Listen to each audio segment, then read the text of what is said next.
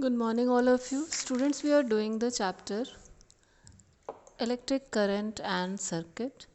In this chapter, today I am going to explain the use of symbols in electric circuits. Students, it is very difficult to draw an electric circuit using the practical shapes. In an electric circuit, there are different electrical devices, appliances are connected in different ways.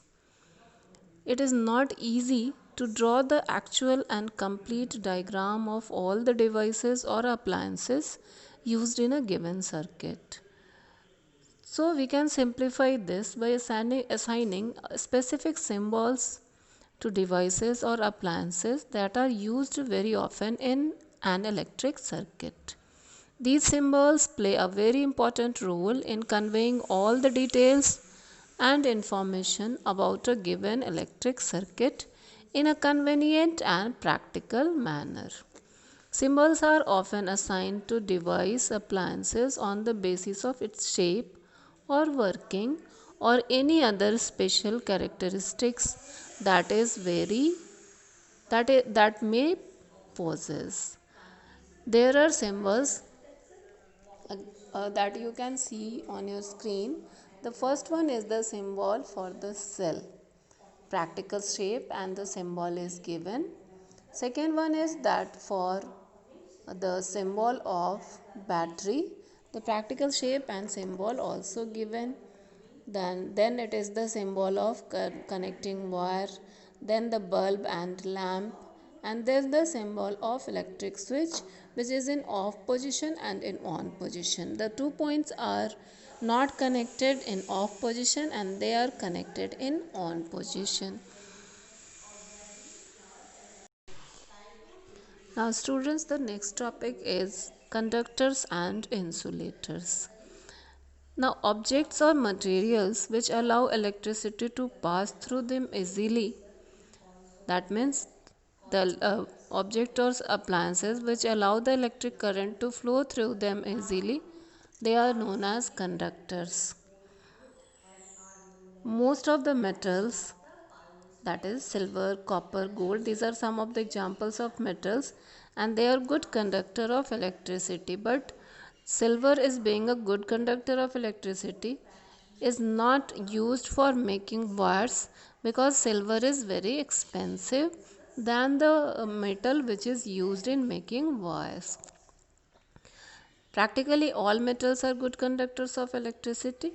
Graphite is the non-metal which is also a conductor of electricity. It can also conduct the electricity. Now the objects or materials which do not allow electricity to pass through them are called insulator. Plastic, wood, bakelite are quite good insulators. Now you can understand that why electrical appliances and wires have a plastic covering. You can also understand that bodies of torches have a plastic covering because plastic or rubber is an insulator which cannot conduct electricity through it. One more thing is there. Air is also a good insulator, and that's why we are safe in our environment because air which is around us is also a good insulator.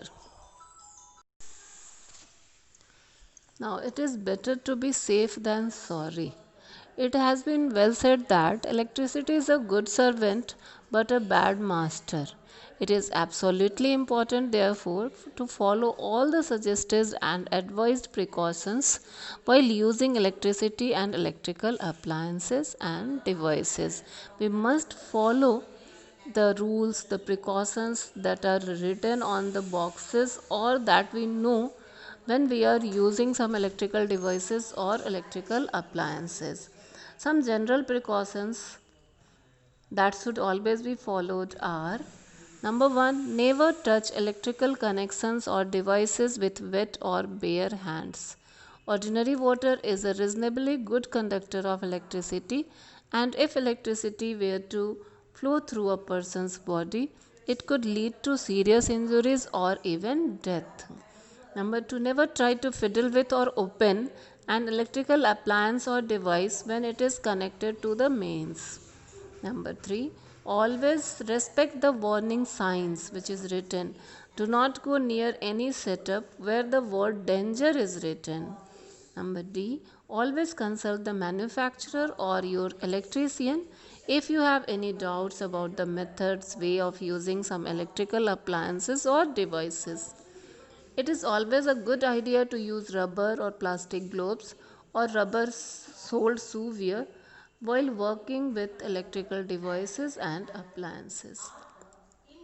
The simple practice of wearing rubber gloves and rubber sandals while handling repairing electrical appliances or devices or connections can save us from possible electrical shocks or electricity related accidents. So in this way, students, we have completed the chapter. We will continue with the exercises in the next class. Thank you. Have a nice day.